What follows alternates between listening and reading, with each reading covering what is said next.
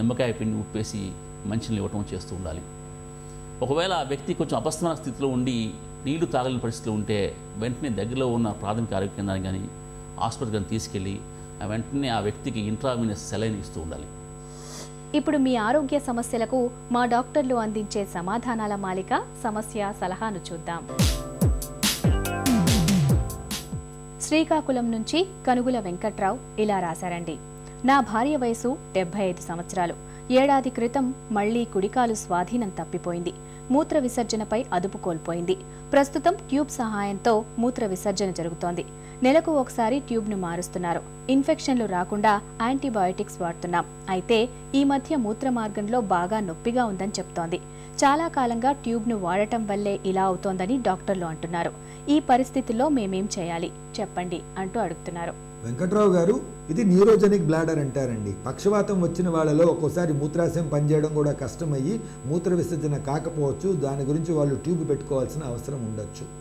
యూజువల్గా కొన్ని రోజులైన తర్వాత ఒక 6 నెలలకు ఒక సంవత్సరానికో ఆ మూత్రాశయం మళ్ళా రికవర్ అయ్యే అవకాశం ఉంటుంది.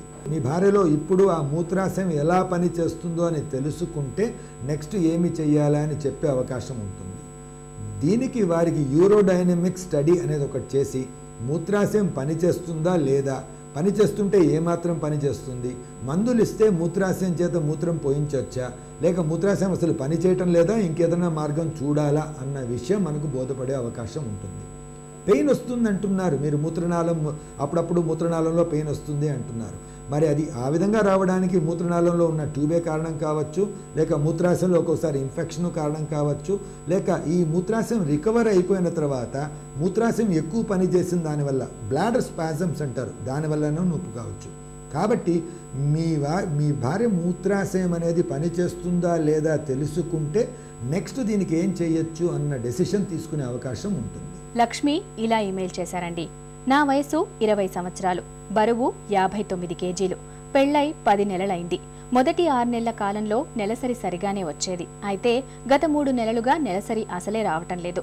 స్కానింగ్, థైరాయిడ్ పరీక్షలు చేయించుకున్నాను. సమస్య ఏమీ లేదన్నారు. ఈ పరిస్థితుల్లో నేనేం చేయాలో చెప్పండి అంటూ అడుగుతున్నారు. లక్ష్మి గారు, ఫస్ట్ అసలు మీకు 3 నెలలుగా పీరియడ్ ఎందుకు రాలేదనేది ఇన్వెస్టిగేట్ చేయడం చాలా ఇంపార్టెంట్. ప్రెగ్నెన్సీ టెస్ట్ అనేది చేసుకోవాలన్నమాట. అది నెగిటివ్గా ఉంటే అప్పుడు అల్ట్రాసౌండ్ స్కాన్, వేరే హార్మోనల్ టెస్ట్స్ కూడా చేసుకోవడం ఇంపార్టెంట్. దీన్ని బట్టి మీలో ఏమైనా ప్రాబ్లం ఉందా లేదా అని కూడా తెలుస్తుంది. సో మీరు ఎక్సర్సైజ్ మళ్ళీ రెజ్యూమ్ చేయండి, హెల్దీ లైఫ్ స్టైల్ అడాప్ట్ చేయండి, సరిగ్గా డయట్ అది తీసుకోండి. ఈరోజు ఎపిసోడ్ ముగించే ముందు స్టార్ హాస్పిటల్ సమర్పించు ఒక చిన్ని చిట్కా మీకోసం. వేసవిలో నిత్యం స్నానం చేసే నీటిలో గులాబీ లేదా మల్లె పువ్వుల్ని వేసుకొని స్నానం చేయండి. ఎండ వేడిమితో కలిగే శ్రమ, అలసట ఇట్టే దూరమవుతాయి. మీకేమైనా ఆరోగ్య సమస్యలు ఉంటే వెంటనే మాకు రాయండి. మా చిరునామా Sukhibhava, ETV 2, Ramoji film city, Hyderabad 501512 లేదా sukhibhava@etv.co.in కు ఈమెయిల్ చేయండి.